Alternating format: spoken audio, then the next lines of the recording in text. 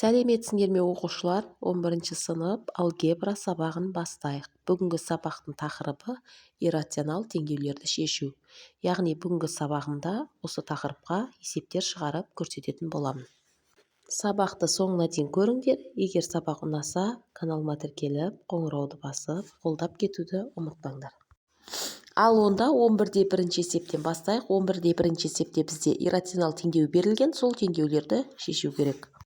Ал онда қарандар, 11-де бірінші есептің мен біріншісін шығарып көрсетейін. Біріншісінде бізде мына түрдегі иррационал теңдеу берілген, осы теңдеуді шешу керек.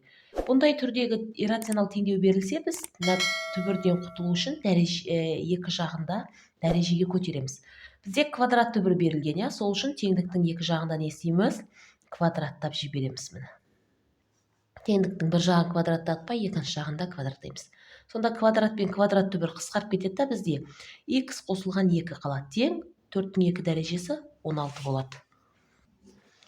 Енді бұл бізде сызықтық теңдеу болды. X-тің өзін бір жақта қалдырамыз, сандарды теңдіктің екінші жағына өткіземіз. 16 өзі осы жақта тұр, жазып қоямыз, плюс 2 минус 2 болып өтеді. Бұдан x тең не болады? 14 болады. Енді қараңдар, 14-ті біз мына берілген теңдеуге апарып қоямыз. 14 қосылған 2 тең 4 дейді. 14-ке 2-ні қоссақ 16, 16-дан бізде 4 шығады, тең 4 болады. Демені бізде теңдігіміз тура санды теңдік шықты, онда 14 мына берілген теңдеудің шешімі бола алады екен. Енді қараңдар, мен үшіншісін шығарып көрсетейін. Үшіншісінде 3 дәрежелі түбірасында 3 минус x квадрат, тең минус 1 деген теңдеу берілген. Бізде 3 дәрежелі түбірден минус саннан да плюс саннан шыға береді. Бізде мұндай квадрат түбір болса, біз түбірдің астындағын нөлден үлкен немесе тең деп қарастыруымыз керек еді.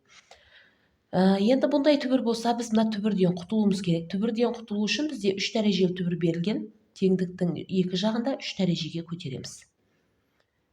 Біз мынанда қой. Сонда 3 дәреже мен 3 дәрежелі түбір қысқарып кетеді, мына жерде 3 минус x квадрат қалады. Тең минус 1-дің 3 дәрежесі бізде минус 1 болады. Енді минус x квадрат осы жақта қалады. Тең дейміз, мына минус 1-ді жазып қоямыз, плюс 3 теңдіктің екінші жағына минус 3 болып өтеді. Сонда минус x квадрат тең мына минус 1 минус 3 бізде минус 4 болады да. Енді минустан құтылу үшін минус 1-ге көбейтеміз. Сонда x квадрат тең 4 болады. Енді қараңдар, бізде мына x квадрат тең 4 ба, мына квадраттан құтылуымыз керек бұл x-ті табу үшін. Ол үшін теңдіктің екі жағында не істейміз? Квадрат түбірге аламыз. Сонда квадрат пен түбір қысқарады, x шығады. Мынаны біз не деп аламыз? Бұдан плюс минус 2 шығады. Себебі теңдеуде бізде плюс 2 минус 2 деген жауапты аламыз. Енді қараңдар, осыны мына жерге апарып қояйық. Негізі бұда 3 дәрежелі түбір барлық саннан түбір шыға береді. Бізде мынандай квадрат түбір болса, біз алып барып қоюымыз керек шыққан мәндерді. Себебі ол бөгде түбір болуы мүмкін, сосын түбір болуы мүмкін. Біз бөгде түбірлерін алмаймыз, тек мынандай тура санды теңдік шығатындарын ғана аламыз. Мынаны да қойып көрсете салайын. 3 дәрежелі түбір астында 3 минус 2-нің 2 дәрежесі. Бірінші 2-ні қоям. Тең минус 1. 3 дәрежелі түбір астында 3 минус 4 болады да, тең минус 1 өзі тұра береді. Бұл минус 1 болады 3 дәрежелі түбір астында, тең минус 1. Минус 1-ден 3 дәрежелі түбірде минус 1 шығады, тең минус 1. Міне тура санды теңдік шықты. Енді минус 2-ні қоямыз апарып. 3 дәрежелі түбір астында 3 минус 2-нің 2 дәрежесі тең минус 1. 3 дәрежелі түбір астында 3 минус, бұл есе мынау не болады? 4 болады. Минус 2-нің 2 дәрежесі плюс 4 болады да, алдындағы минус өзі тұра береді. Тең минус 1. Бұл жаңағыдай минус 1 болады. 3 дәрежелі түбір астында тең минус 1 өзі тұра береді. Минус 1-ден 3 дәрежелі түбірде минус 1 шығады. Тең минус 1. Бізде көріңдер ме, плюс 2 де минус 2 де берілген теңдеудің шешімі болады. Негізі тақ дәрежелі түбірде қойып көрмесек те болады. Жұп дәрежелі түбірде орнына қойып керіп, мына теңдікті тура санды теңдікке айналама көру керек. Сонда бұл жауабы бізде не болып тұр? 2 мен минус 2 болып тұр. Қалған екеуін өздерің соған қарап шығарасыңдар, қиындығы жоқ. Ал енді 11-де екінші есеп шығарамыз. Бұл жерде де бізде иррационал теңдеулер берілген, осы теңдеулерді шешу керек. Ал енді қараңдар, 11-де екінші есептің біріншісін шығарып көрсетейін. Бұл да жаңағыдай иррационал теңдеу. Бұндай теңдеу келсе, біз теңдіктің екі жағында түбірден құтылу үшін, яғни теңдіктің екі жағында квадраттаймыз. Себебі квадрат түбір берілген. X плюс 2 өзі тұра береді. тең x жазамыз да, міне теңдіктің бір жағын квадраттадық па, теңдіктің екінші жағын да квадраттаймыз. Сонда квадратпен түбір қысқарады да, x плюс 2 шығады, тең x квадрат өзі тұрады. Енді барлығын бір жаққа өткіземіз. X плюс 2-ні жазып қоямыз, минус x квадрат болып өтеді да, плюс x квадрат тең 0 болады. Минус x квадрат бірінші жазылады, плюс x кейін жазылады, плюс 2 сосын жазылады. Міне. Енді қараңдар, бұл жерде минус 1-ден құтылу үшін біз не істейміз? Минустан құтылу үшін минус 1-ге көбейтеміз. Сонда мынау плюс x квадрат болып кетеді, мынау минус x болады, мынау минус 2 болады да, тең 0 болады. Енді қараңдар, бұл бізде келтірілген квадрат теңдеу. x1 мен x2-нің көбейтіндісі бізде минус 2 шығу керек. x1 мен x2-нің қосындысы есе, мына минус 1 ма плюс 1 шығу керек. Енді қараңдар, сонда бізде x1-іміз тең 2 болып тұр, x2-міз есе тең минус 1 болып тұр. Міне 2-ге минус 1-ді көбейтсек минус 2, 2 минус 1 плюс 1 шығады. Міне енді қараңдар, біз міне x1, x2-ні тауып алдық, осыны мына жерге апарып қойып, біз теңдеуді қанағаттандыра ма, соны көреміз. Бірінші 2-ні қоямыз. X тең 2 болған кезде түбір асты 2 қосылған 2, міне x-тарды жазбаймыз, x-тардың орнына 2-ні жазамыз. Тең 2. 2-ге қосылып бізде 4 болады. Тең 2 болады да, 4-тен 2 шығады. 2 тең 2. Міне тура санды теңдікке айналдырды, иә. Енді одан кейін x-тің орнына нені қоямыз? Минус 1-ді қоямыз. Минус 1 қосылған 2 тең минус 1. Минус 1 плюс 2 бізде плюс 1 шығады да, тең минус 1 болады. 1-ден түбірден 1 шығады, бізде минус 1. Сонда қараңдар, 1 бізде минус 1-ге тең емес, иә. Сол үшін бұл бізде теңдеудің бұл тура санды теңдік емес, тең емес. Минус 1 шешім болмайды, тек 2 ғана шешім болады. Жауабы сонда бізде не болып тұр екен? 2 болып тұр екен, міне. Енді қараңдар, дәл осының мен үшіншісін шығарып көрсетейін. Үшінші теңдеуді 3 дәрежелі түбір астында 1 минус x куб тең 1 минус x өзі тұра берсін. Енді қараңдар, бұндай теңдеуді шығарған кезде жаңағыдай біз мына 3 дәрежелі түбірден құтылуымыз керек. 3 дәрежелі түбірден құтылу үшін теңдіктің екі жағында не істейміз? 3 дәрежеге көтереміз. 3 дәреже мен 3 дәрежелі түбір қысқарып 1 минус x куб қалады. Мынау есе а минус в-ның жақшаның сыртында 3 дәрежесімен ашылады. А минус в-ның жақшаның сыртында 3 дәрежесі дегеніміз, қараңдар, жақшаның сыртында 3 дәрежесі бұл а куб минус 3а квадрат в плюс 3а в квадрат минус в куб формуласымен. Міне. Дәл осымен не істейді?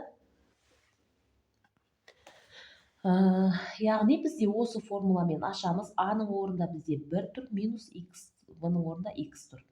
А куб ба, 1-дің кубы бізде 1 болады. Минус, қараңдар, 3а квадрат в, мынаны квадраттаймыз да, мынаған көбейтіп 3-ке көбейтеміз. 1-дің квадраты 1, оны 3-ке көбейтсек 1-ді x-ға көбейтсек 1x, оны 3-ке көбейтсек 3x болады. Енді қосу, одан кейін формулада, я, 3а в квадрат. X-ті квадраттаймыз, оны мынаған көбейтеміз, оны 3-ке көбейтеміз. X квадрат 1-ге көбейтсек x квадраттың өзі, оны 3-ке көбейтсек 3x квадрат. Минус в куб ба x-тің кубы болады. Енді қараңдар, мына x куб пен x куб қысқарады, 1 мен 1 қысқарады. Себебі екеуі бір жаққа өткізсек, мынау минус x куб плюс x куб бер жаққа өтеді да, минус x куб пен плюс x куб қысқарады. Бізде енді қараңдар, қандай не қалды? Минус 3x-ті теңдіктің бер жағына плюс 3x деп өткізіп аламыз. Минус 3x квадрат деп өткізіп аламыз да, тең 0. Мыналарды біз теңдіктің сол жағына өткізіп алдық, ар жақта ештеңе қалған жоқ, 0 қалды. Енді екеуінен 3x-ті жақшаның сыртына шығарамыз. Бұл толымсыз квадрат теңдеу. Мынадан орында 1 қалады, минус мынаның орында x-тің біреуі қалады, тең 0. Бұдан 3x-ті тең 0 дейміз да, x-ті табу үшін 0-ді 3-ке бөлеміз да, x тең не болады? 0 бола салады.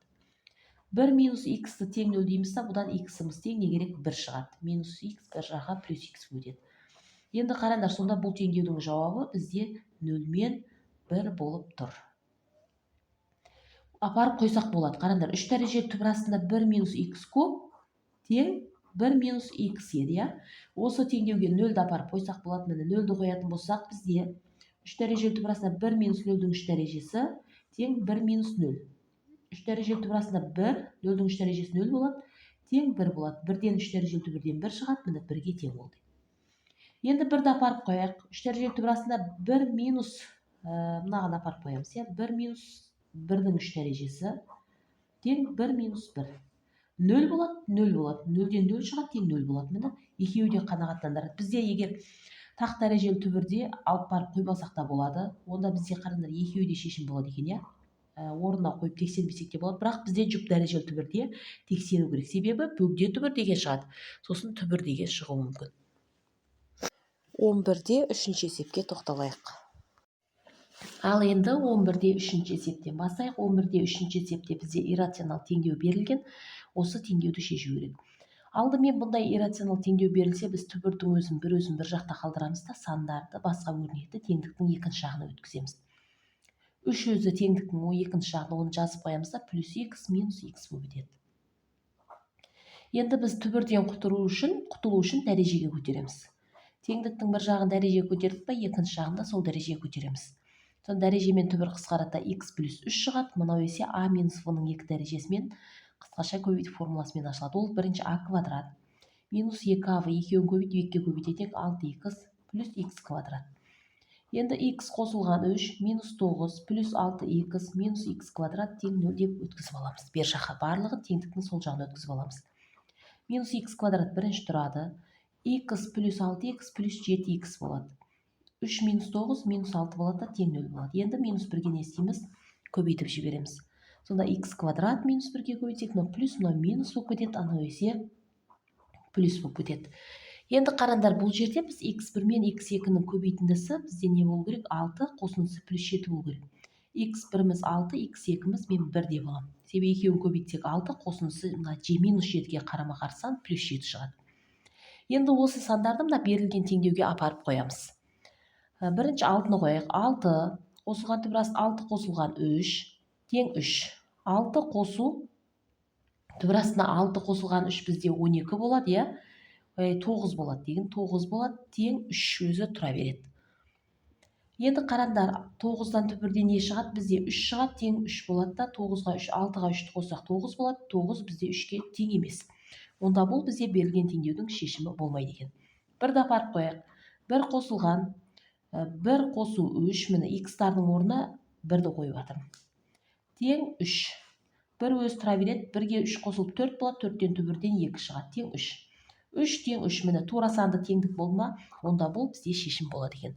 Жауабы сонда бізде не болып тұр? 1 болып тұр. Енді қараңдар, осы есептің мен үшіншісін шығарып көрсетейін. Үшіншісіне мына түрдегі теңдеу берілген. Ол үшін біз түбірдің өзін теңдіктің бір жағында қалдырамыз да, басқа өрнектер теңдіктің екінші жағына өткіземіз. Мына x өз тұра береді, плюс 2 минус 2 болып етеді. Енді қараңдар, 3 дәрежелі түбірден құтылу үшін біз теңдіктің екі жағынан не істейміз? 3 дәрежеге көтереміз. Сонда 3 дәрежемен 3 дәрежелі түбір қысқарады да, x куб минус 8 шығады. Мынау есе a минус v-ның кубымен ашылады. Ол a куб еді, a куб x міне. Мына x-тің кубы минус мынаны квадраттап, мынаған көбейтіп 3-ке көбейтеміз. x-тің квадрат, x квадрат x квадрат, 12-ке көбейтсек 2x квадрат, оны 3-ке көбейтсек 6x квадрат болады. Мынаны квадраттаймыз, 4 болады, 4x-ға көбейтеміз 4x болады, оны 3-ке көбейтсек 12x плюс 12x болады. Минус енді екінші өрнектің кубы, 2-ның кубы 8 болады. Қараңдар, мына екеуі қысқарады, мына мен мынау да қысқарып кетеді. Бізде енді қалғандарын теңдіктің сол жағына өткізейік. Минус 6x квадрат плюс 6x квадрат болып өтеді да, плюс 12x минус 12x болып өтеді. Тең 0. Енді 6x-ті жақшаның сыртына шығарам екеуіне де. 6x шығып кетсе x қалады орнында, минус мынада есе 2 қалады, тең 0. 6x-ті тең 0-ге де боламыз да, бұдан x тең не болады? 0 болады. x минус 2-ні де тең 0-ге дейміз да, бұдан x тең 2 болады. Сонда 0 мен 2 берілген теңдеудің несі болып тұр? Шешімі болып тұр. Бұл бізде куб дәрежелі түбір, сол үшін орын алып барып қоюдың қажеті жоқ. 0 мен 2 деп аламыз болды. Ал енді қараңдар, 11-де 4-ші есеп. 11-де 4-ші есепте де дәл жаңағы сияқты алдыңғы есептерге ұқсайды. Бұны да шығару үшін біз бірінші не істейміз? Теңдіктің екінші түбірден құтылу үшін, яғни теңдіктің екі жағында дәрежеге көтеріп аламыз. Бізде квадрат түбір берілген, сол үшін екі жағында квадраттаймыз. Сонда квадрат пен түбір қысқарады, x плюс 4 қалады, мына жерде 3x плюс 4. Мынау есе а минус в-ның квадратымен ашылады. А минус в-ның жақшан сыртына 2 дәрежесі дегеніміз а квадрат минус 2af плюс в квадратты берген еді. А-ның квадраты 2-ның квадраты 4, минус 2av, екеуін көбейтіп 2-ге көбейтеміз, 4x болады. Қосылған в-ның квадраты x квадрат болады. Барлығын теңдіктің бір жағына өткіземіз. 3x қосылған 4 өз тұра береді. Минус 4, мынау плюс 4x, мынау минус x квадрат болып етеді, тең 0 болады. 4 пен 4 қысқарып кетеді, я? 3x пен 4x қосылып бізде 7x болады. Минус x квадрат өз тұрады. Енді екеуінен де x-ті жақшаның сыртына шығарып жіберем. Сонда мынадан 7 қалады, минус мынада x қалады. Тең 0. Бұдан жеке-жеке 0-ге теңестіретін болсақ, біз не істейді? Бір жауабы бізде 0, бір жауабы 7 шығады. Енді қарандар, осыны берілген теңдеуге апарып қоямыз. Бірінші 0-ді апарып қояқ. 3 көбейтілген 0 плюс 4 тең 2 азайту 0. 3-ті 0-ге көбейтсек 0 болады, 4 шығады, 4-тен бізде не шығады? 2 шығады. 2. Мынау 0-ден 2-ні алсақ, 2-ден 0-ді алсақ, 2-нің өзі тұра береді. Мына 4 болады, 4-тен түбірден 2 шығады, 2 өзі тұра береді. Сонда қарандар, тура санды теңдік шықты, онда бұл шешім болады екен. Ал енді 7-ні қояйын. 7-ні қоятын болсақ, 3 көбейтілген 7 қосылған 4 түбір астында тең 2 азайту 7. Көбейтеміз. 21 оған 4 қосылатын болса, түбір асты 25 болады. Тең мынау есе минус 5 болып қалады. 25-тен түбірден 5 шығады, мынау минус 5 болады. Минус 5 плюс 5-ке тең емес, я? Онда бұл бізде шешім болмайды. Сонда теңдеудің мынау 7 бөгде түбірі, ал мынау есе жауабы болып тұр. Жауабы сонда 0 ғана шығады. Ал енді қарандар, осы 11-де 4-ші есептің мен екіншісін шығарып көрсетейін. Екіншісінде де осы теңдеу берілген. Бұл теңдеуді де шығару керек. Қарандар, бұл жерде біз не істейміз? Теңдіктің екі жағында квадраттап аламыз, я? Себебі квадрат түбір берілген. 2 плюс минус 2. Квадрат түбірден құтылу үшін квадраттаймыз. Онда біз теңдіктің сол жағын квадраттадық па, оң жағында квадраттаймыз. Сонда квадрат пен түбір қысқарады, 2x квадрат минус 3x плюс 2 өзі қалады. Тең мынау а минус в-ның жақшан сыртына 2 дәрежесімен ашамыз. Яғни қысқаша көбейту формуласын пайдаланамыз. Ол а квадрат 4x квадрат болады, я? Екеуін көбейтеміз, 4x, 12-ге көбейтіп жіберсек минус 8x плюс мынаның квадрат 4 болады. Енді барлығын теңдіктің бір жағына өткіземіз, міне. Минус 4x квадрат плюс 8x минус 4 тең 0 деп. 2x квадрат минус 4x квадрат минус 2x квадрат болады. Минус 3x плюс 8x плюс 5x болады. Плюс 2 минус 4 бізде минус 2 болады да тең 0. Енді x квадраттың алды минус болып қалды. Минустан құтылу үшін минус 1-ге көбейтеміз.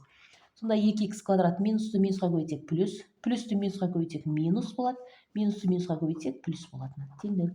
Бұл енді бізде квадрат теңдеу болды, оны мен дискриминант арқылы шығарамыз. Дискриминант минус 5-тің в квадрат минус 4ac еді, я?